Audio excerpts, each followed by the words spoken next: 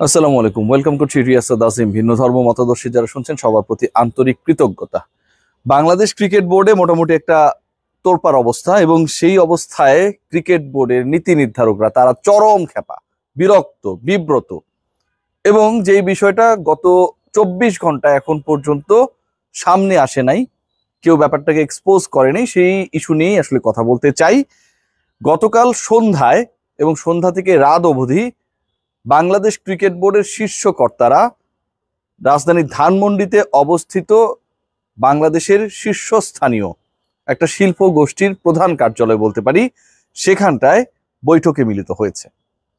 এবং সেখানকার নেতৃত্বে ছিলেন ক্রীড়ামন্ত্রী, বাংলাদেশ ক্রিকেট বোর্ডের প্রেসিডেন্ট নাজমুল হাসান পাপন, বাংলাদেশ ক্রিকেট বোর্ডের পরিচালক এবং ক্রিকেট অপারেশনস কমিটির চেয়ারম্যান জালাল ইউনুস, শেখ সোহেল যিনি বিপিএল গভর্নিং কাউন্সিলের চেয়ারম্যানের দায়িত্বে রয়েছেন, ক্রিকেট বোর্ডের পরিচালক এবং বঙ্গবন্ধু পরিবারের খুবই ঘনিষ্ঠ নিকটাত্মীয় ছিলেন ইসমাইল হায়দার মল্লিক, বাংলাদেশ ক্রিকেট বোর্ডের পরিচালক এনায়েত হোসেন সিরাজ এবং অন্যান্যরা। এই যে টপ লেভেলের শীর্ষ কর্তাদের সাথে ক্রীড়ামন্ত্রী এবং বিসিবি প্রেসিডেন্টের বৈঠক, সেই বৈঠক হয়েছে মূলত দুটি বিষয়ে আলোচনা নিয়ে। একটা হচ্ছে চন্ডিকা হাথুরুসিংহে, যিনি বাংলাদেশের এই মুহূর্তে হেড কোচের দায়িত্বে রয়েছেন এবং জানুয়ারি পর্যন্ত আমরা যতটুকু জানি ঢাক ঢাক গুড়গুড় অনেক কিছুই চলে, তার যে চুক্তির মেয়াদ বাংলাদেশ ক্রিকেট বোর্ডের সাথে সেটা রয়েছে।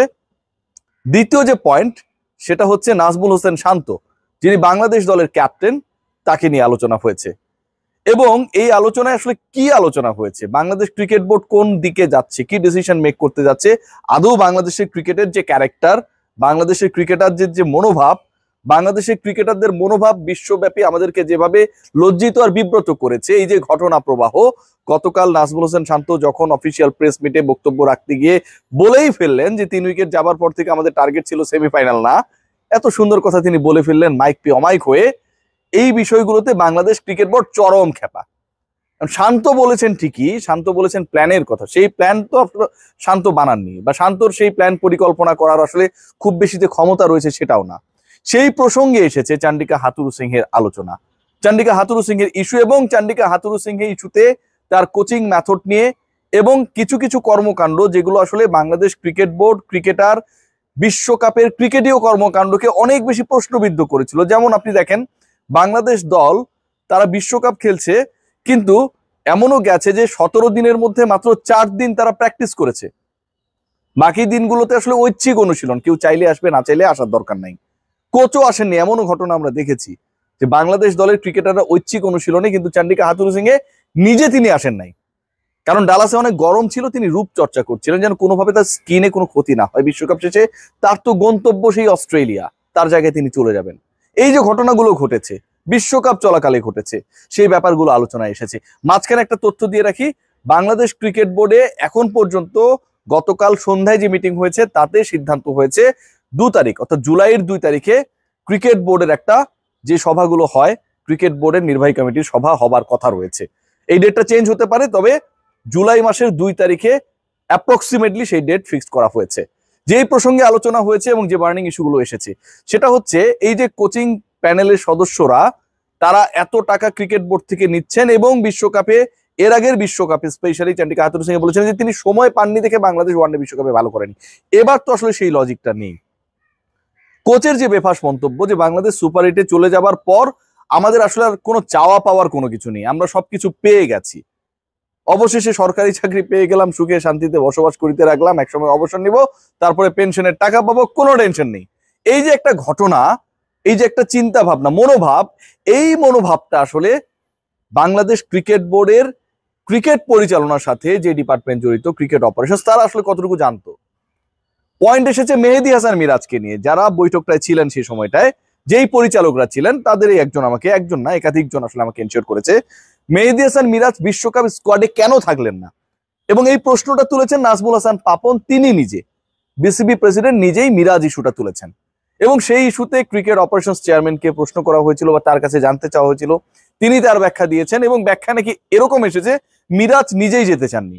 এরপরে প্রশ্ন তৈরি হয়েছে বাকি পরিচালকদের মধ্যে যে মিরাজকে আসলে 15 মেম্বার যে স্কোয়াডটা, 15 সদস্যের যে দল বাংলাদেশ ঘোষণা করলো, সেই দলের হয়ে তার নামটা ছিল, সেখানটায় তিনি যেতে চাননি, নাকি মিরাজকে ট্রাভেলিং রিজার্ভ করা হয়েছিল, সেই সময় তিনি যেতে চাননি। এটা নিয়েও একটা ধোঁয়াশা তৈরি হয়েছে এবং নাজমুল হাসান পাপন পুরো ব্যাপারটা ক্লিয়ার না, একদমই ক্লিয়ার না দেখে নাজমুল হাসান পাপন ওই সভার মাঝখানে অথবা সভা শেষে ক্রিকেট বোর্ডের আরো একজন পরিচালককে দায়িত্ব দিয়েছেন, যিনি ঘটনা আসলে কি ঘটেছে সেই ব্যাপারটা জেনে যেন তাকে জানান। বিষয় অনেক দূর গড়িয়েছে, শুধু বিষয় এখানটায় গড়ায়নি। কোচ এবং ক্যাপ্টেনের মনোভাব, নাজমুল হোসেন শান্ত যে ধরনের কথাবার্তা বলেছেন এবং কোচ যে ধরনের কথাবার্তা বলেছেন, 3টা পয়েন্ট আলোচনায় এসেছে। নাম্বার 1 আমি যেটা বললাম, একটু শেয়ার করলাম যে বাংলাদেশ সুপার 8-এ যেতে পারলে আমরা খুশি এবং বাকি যা পাবো তাই বোনাস, এর বাইরে আমাদের কোনো লক্ষ্য উদ্দেশ্য স্বপ্ন নেই। এবং এই বোনাস খুঁজতে গিয়ে আমরা সেমিফাইনালেও যাইতে চাইনি। সেমিফাইনালে যে আমাদের ইকুয়েশনটা ছিল সেটাকে ট্রাই পর্যন্ত আমরা করি নাই। আমরা বলেছি সেমিফাইনালে আমরা যেতে চাই, প্রথম 3 উইকেটের মধ্যে যদি আমরা উইকেট না হারাই 6 ওভারের মধ্যে, তাহলে আমরা সেই ট্রাইটা করব। অথচ প্রথম 6 ওভারের মধ্যে উইকেট হারানোর পরেও আমরা আমাদের best batter, sweet timer off the বলস তাওহিদ হৃদয়কে আমরা নামাই নাই, 6 নম্বরে নামিয়েছি। একটা পয়েন্ট গেল এখানটায় যে আসলে বোনাসের খোঁজে বাংলাদেশ দল। এই বোনাসটার ব্যাপারে আসলে ক্রিকেট বোর্ড, ক্রিকেট অপারেশনস কিংবা অন্য যারা সংশ্লিষ্ট ডিপার্টমেন্টে রয়েছে তারা কতটুকু জানতেন। সেকেন্ড পয়েন্ট যেটা, সেটা হচ্ছে ক্যাপ্টেন যে বললেন যে এই যে 6 ওভারের মধ্যে 3 উইকেট যদি হারিয়ে ফেলি আমরা লক্ষ্য চেস করতে যাব না, মানে 12 ওভার 1 বলে আমরা লক্ষ্যটা চেস করবো না, আমরা জাস্ট একটা জয় পাইলেই খুশি। এরকম কোন পরিকল্পনা আসলে বাংলাদেশ ক্রিকেট বোর্ড কিংবা ঢাকা থেকে ওখানটায় ছিল কিনা? ওয়েস্ট ইন্ডিজ এবং ঢাকার মধ্যে এরকম কি কোনো ম্যাচের আগের দিন রাতে যোগাযোগ হয়েছিল? এই উত্তরটা হচ্ছে না।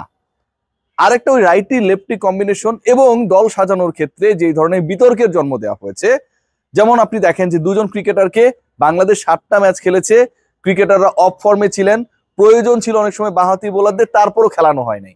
এই ডিসিশনস গুলো আসলে কে নিয়েছে? কেউ কি জানতো? কেউই জানতো না। উত্তরটা হচ্ছে গতকালকে ওই শিল্প গোষ্ঠীর কার্যালয়ে যখন বৈঠক হয় তখন যারা ছিলেন তারা জানিয়েছেন তারা কিছুই জানেন না, সত্যি কথা যেটা। যা করেছেন চান্ডিকা হাথুরুসিংহে তার মতো করে করেছেন। এবং ইন্টারেস্টিং পার্ট যেটা, নাজমুল হোসেন শান্ত মিডিয়া এসে যে বক্তব্যগুলো নানা সময় দিয়েছেন, তিনি কতটুকু প্রিপেয়ার ছিলেন? শান্তর ক্যাপ্টেন্সি নিয়ে আমি যে সেকেন্ড পয়েন্টটাতে আসছি, ভয়াবহ ধরনের আলোচনা হয়েছে এবং নাজমুল হোসেন শান্ত তিনি যে 3 ফরম্যাটে ক্যাপ্টেন হিসেবে ফিট না, এটা সবাই অ্যাকনলেজ করেছে, সবাই মেনে নিয়েছে।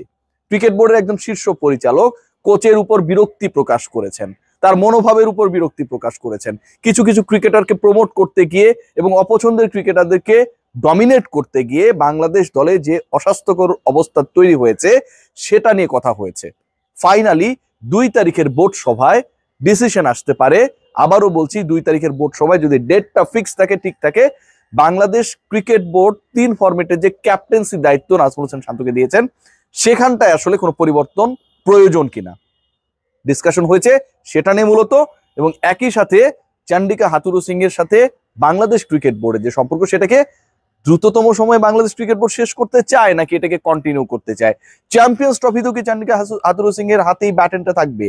এবং এখানটায় যে পরিচালকরা ছিলেন মোটামুটি সবাই একটা জায়গায় একমত হয়েছেন, টানা 2 আইসিসি ইভেন্টে যেভাবে তিনি ফেইলিওর হয়েছেন, বিতর্কের জন্ম দিয়েছেন, ক্রিকেট বোর্ডকে বিব্রত করেছেন, লজ্জিত করেছেন, তার পরিকল্পনা যেভাবে বারবার মার খেয়েছে, তাতে চ্যাম্পিয়ন্স ট্রফিতে বাংলাদেশ দল নতুন কোন কোচের আন্ডারে দলকে পাকিস্তানে পাঠাতে চায়। দেখা যাক কি হয় শেষ পর্যন্ত। তবে 2 তারিখে যে বোর্ড মিটিং এর ডেট ফিক্সড হয়েছে, সেই মিটিং এ এসব বিষয় নিয়ে অনেক কিছু উঠে আসবে এবং শান্তর ক্যাপ্টেন্সি 3 ফরম্যাটে থাকছে না, এটাও মোটামুটি ডিসাইডেড।